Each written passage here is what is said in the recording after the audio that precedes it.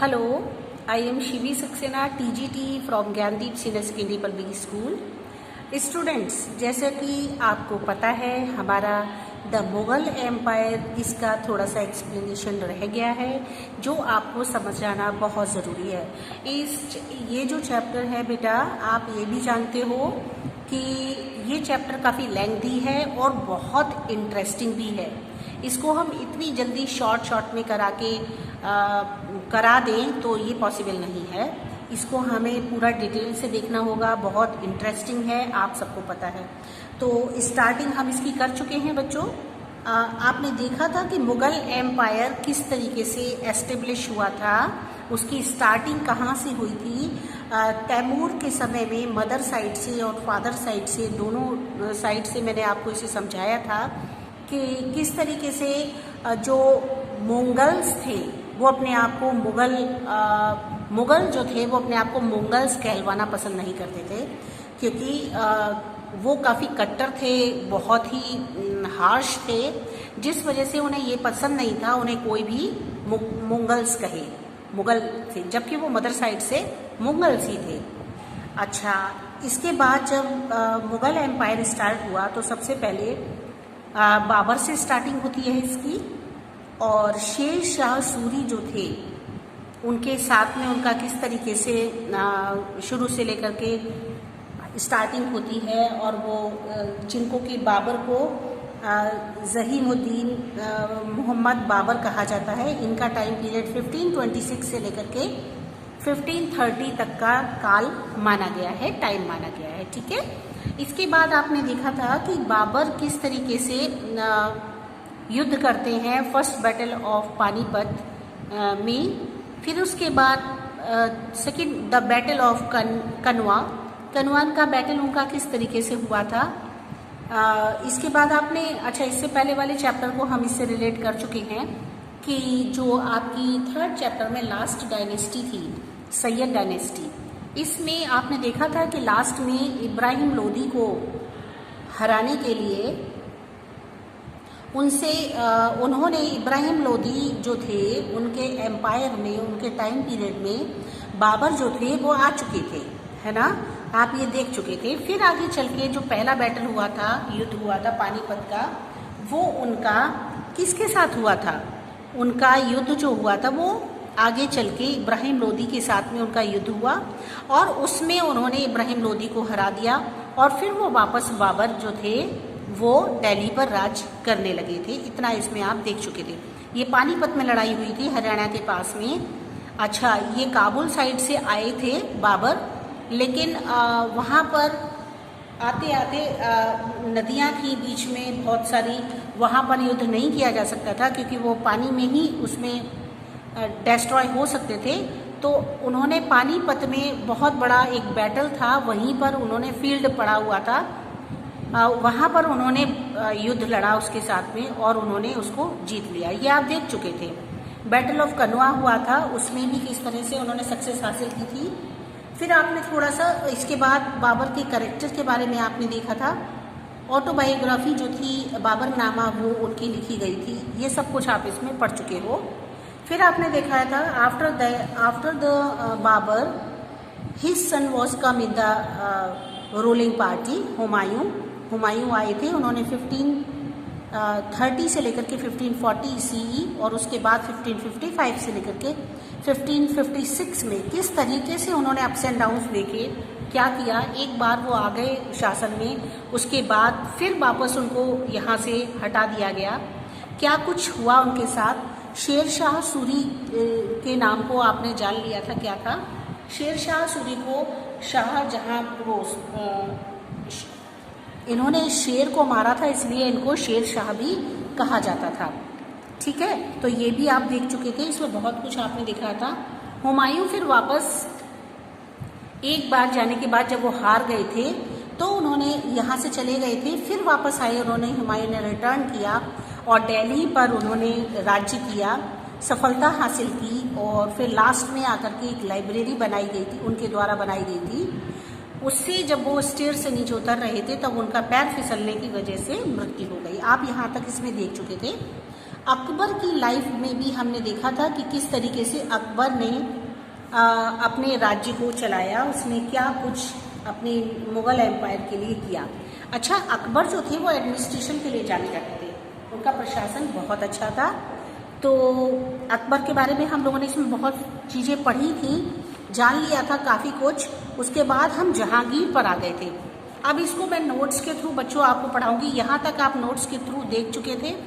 इसके बाद हम यहाँ से स्टार्टिंग करेंगे जहांगीर से, तो आप देखो किस तरह से ये आगे बढ़ता है चैप्टर, ठीक है। तो जरा आप इधर देख लें, जहांगीर, इसको हम लोग लेके चलेंगे।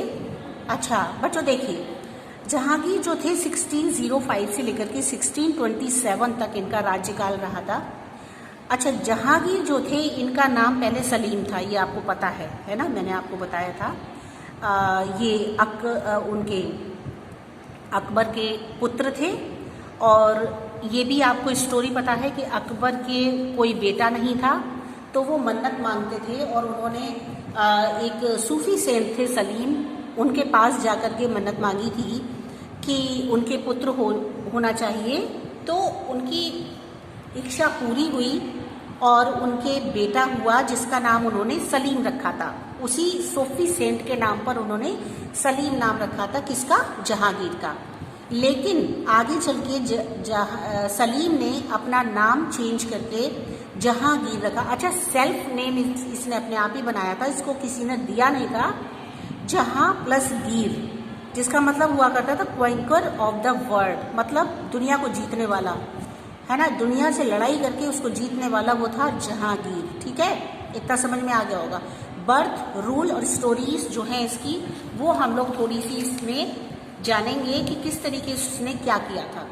तो बच्चों अभी हमारा इसमें जो पॉइंट चल रहा है वो मिलिट्री कैंपेन के बारे में हम लोग बता रहे हैं, ठीक है। तो ये तो आपको पता है, मिलिट्री कैंपेन जो थी वो अकबर के समय से ही जिस तरह से कंटिन्यू हुई थी, वही जहांगीर ने भी उसको स्टार्ट किया था।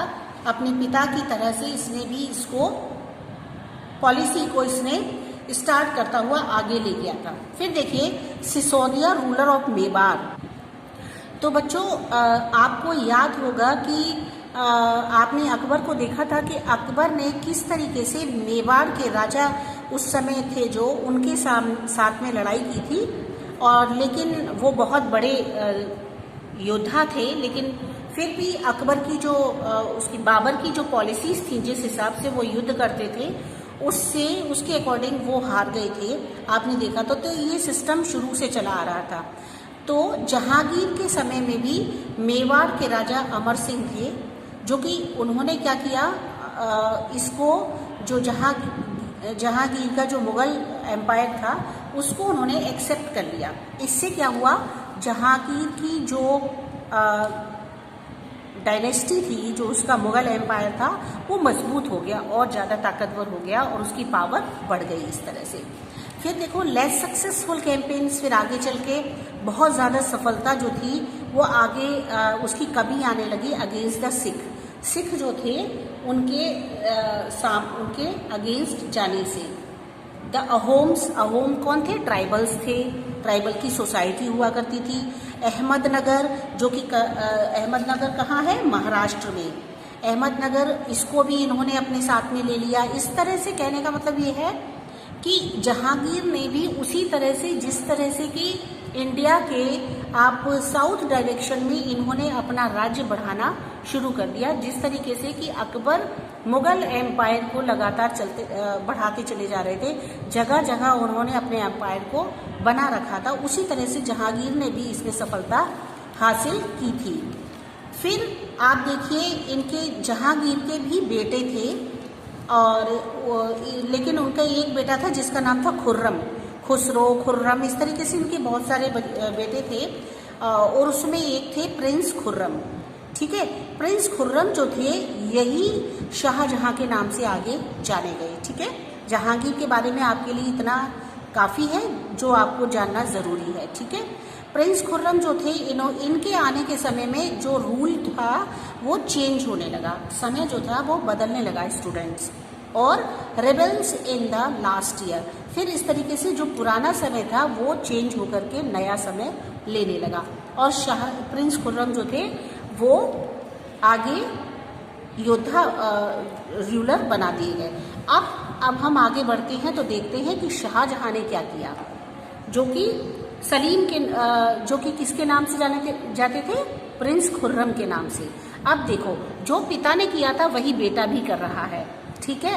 और मुगल्स को जो भी कुछ झेलना पड़ा, आपने देखा, चाहे वो अकबर हो चाहे वो बाबर हो, सभी ने जो भी कुछ संघर्ष उठाए हैं वो शुरू से लोगों ने किया भी है। तो अगर उन्हें मिला है अपना रूल आगे बढ़ाने के लिए, बहुत सारे मुगल एम्पायर को सक्सेस हासिल मिली है, तो उनको जो भी कुछ संघर्ष उठाने पड़े हैं तो वो सभी ने उठाए हैं। आप देखो, जिस तरह से जहांगीर ने अपने नाम को अपने आप खुद से दिया था, उसी तरीके से शाहजहां जो थे इन्होंने भी 1627 से लेकर के 1658 तक अपने राज्य को संभाला। सेल्फ नेम इन्होंने भी अपने आप को दिया, शाह प्लस जहान। शाह का मतलब था किंग और जहां का मतलब तो होता है वर्ल्ड, है ना, किंग ऑफ द वर्ल्ड, मतलब पूरे दुनिया का राजा इन्होंने अपने आप को घोषित किया। इस तरह से इन्होंने अपना नाम खुद से बनाया, ठीक है। जो पिता ने किया था वही सेम बेटे ने भी किया। इस तरह से खुर्रम का नाम जो था शाहजहां पड़ गया, ठीक है। For what do you know Shahjahan, अच्छा आप किस लिए शाहजहां को जानते हो। शाहजहां जो था बच्चों, वो एडमिनिस्ट्रेशन आर्कियोलॉजिकल डेवलपमेंट बहुत ज़्यादा इन्होंने किए थे, इस रूप में हम इन्हें जानते हैं, ठीक है। तो शाहजहां जो थे, इनको अगर हम मुख्य रूप से जानते हैं इम्पॉर्टेंट तरीके से, तो वो ताजमहल हमारे दिमाग में आता है ना स्टूडेंट्स। हम सोचते हैं कि ताजमहल बनवाया है शाहजहां ने, जो सबसे ज़्यादा फेमस हुआ है आर्किटेक्चर के रूप में, ठीक है। बहुत सुंदर बनवाया, वाइट मार्बल के थ्रू बनवाया, और उन्होंने अपनी पत्नी के याद में बनवाया था। जब उनकी जो पत्नी थी उनकी मृत्यु हो जाती है तो उनकी याद में उन्होंने ताजमहल बनवाया था, ठीक है। अब देखो, जो भी कुछ हुआ उसके बाद में, ताजमहल बनवाने के बाद में, have we look on his military campaign, क्या उसको एक मिलिट्री कैंपेन के रूप में देखा गया था।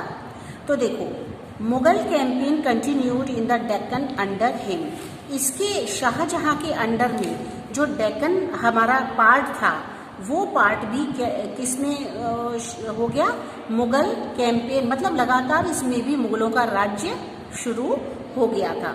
अफगान नोबेल खान शाह लोदी, इस तरह से बेटा जो खान जहां लोदी जो थे, वो उन्होंने क्या किया, इन्होंने रिबेल कर दिया और डिफीट कर दिया ओरछा सीव्स को, मतलब एक ये वो थे किंग थे, उनको उन्होंने डिफीट करके फिर ये आगे बढ़ गए। इस तरह से सफलताएं शाहजहां के राज्य में मुगल एम्पायर को बनाने के लिए बहुत सारी हुई।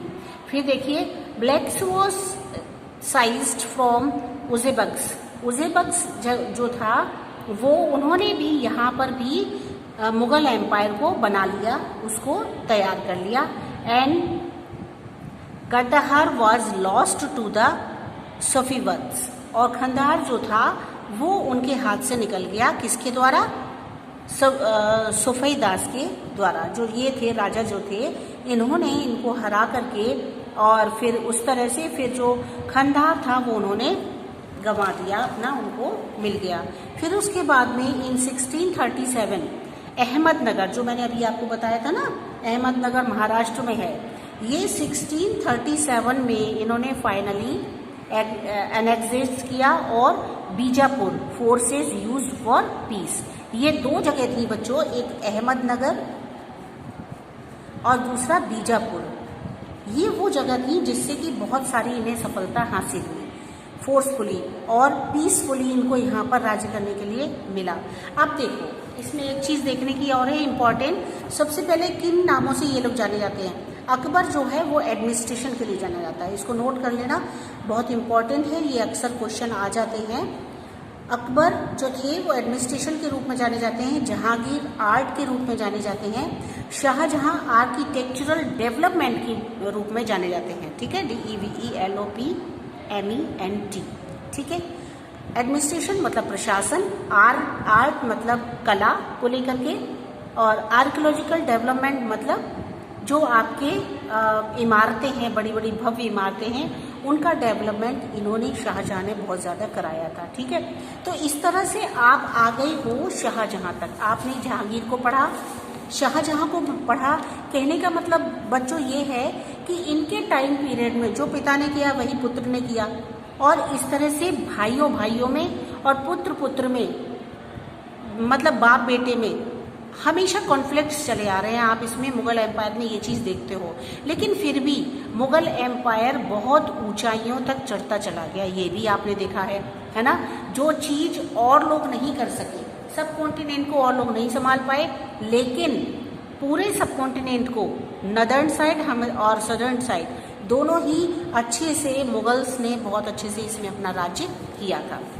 अब आता है turbulent period in his life, मतलब बहुत ज़्यादा इम्पॉर्टेंट, बहुत ज़्यादा घूमा हुआ, बहुत ज़्यादा इम्पॉर्टेंस रखने वाला period, turbulent period in his life. किस तरह से आया, मतलब शाहजहां के में, है ना। 1507 ये अभी 58 तक चलेगा, है ना। टर्बुलेंट पीरियड उनकी लाइफ में किस तरीके से आया, 1657 से लेकर के 1558 तक टर्बुलेंट पीरियड रहा।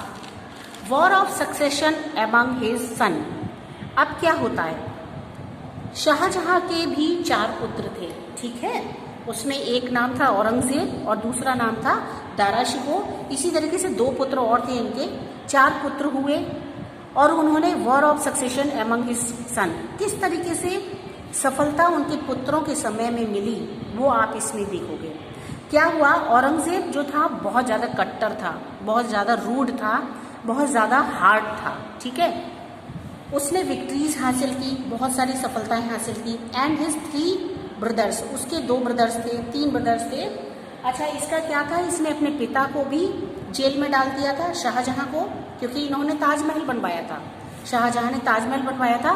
तो इसका मानना ये था कि इतना सारा पैसा बर्बाद करके और समय को बर्बाद करके शाहजहां ने ताजमहल को खड़ा किया है, उसको वो पसंद नहीं था। तो उसने अपने पिता को जेल में डाल दिया ताजमहल के सामने ही, और उससे कहा कि बस यहीं पड़े रहो और ताजमहल को देखते रहो, ठीक है। तो इसने अपने पिता के साथ भी दुर्व्यवहार किया, अच्छा नहीं किया, और अपने भाइयों को भी इसने मरवा दिया। आगे चल के दारा शिकोह की भी उसने मृत्यु करवा दी थी। तो इस तरह से ये बहुत ज़्यादा कट्टर इंसान था, इसलिए मुगल एम्पायर में इसका नाम अलग से हाईलाइट है, शो है, ठीक है, वो आप देखोगे। अब इस तरह से इसने इसको अपने पुत्र, अपने भाइयों के द्वारा किस तरह से सक्सेशन को आगे बढ़ाया, वार युद्धों को किस तरह से लड़ता चला गया, भाइयों को मारता चला गया, पिता को जेल में डाल दिया और सफलताएं लेता चला गया। Shahjahan was imprisoned for the rest of his life in Agra. इस तरह से शाहजहां जो थे अपनी लाइफ को लास्ट तक उन्होंने अपनी लाइफ को आगरा में ही खत्म किया और वो वहाँ पर जेल में पड़े रहे। अब देखो, शाहजहां ने 1637 में जो जहाँ जहाँ पर उसने राज्य किया, ये अपना इंडिया है, ठीक है, उसमें यहाँ पर काबुल, लाहौर, दिल्ली, आगरा, सूरत, बुरहानपुर और मैसूर, ये सारी जगह पर इसने पूरा कब्जा कर लिया था। किसने? शाहजहां ने। इन्होंने राज्य किया था अपना, मुगल एम्पायर इतनी जगह पर इन्होंने फैला दिया था। तो बच्चों, आज मैं आपको इतना ही बताऊंगी जहांगीर के बारे में, शाहजहां और टर्बुलेंट पीरियड किस तरीके से इंडियन हिस्ट्री में मुगल एम्पायर में बना और आया, वो आपने इसमें देख लिया है, ठीक है। तो आज आपके लिए इतना काफ़ी है। नेक्स्ट वीडियो में मैं और आगे लेकर आऊँगी, ज़्यादा लेकर आऊँगी, जिससे कि आपको और कुछ समझ में आ सके। अच्छे से आप इन नोट्स को देखते रहिएगा, इनके क्वेश्चंस को समझते रहिएगा, अच्छे से अपनी नॉलेज बढ़ाते रहिए। और नॉलेज मैं आपके लिए लेकर आऊँगी और सेल्फ नोट्स बना करके आपको अच्छे से समझाने की कोशिश करूँगी। जो भी कुछ ना आ रहा हो समझ में, मैं उम्मीद करती हूँ कि आप सबको सब कुछ समझ में आया है।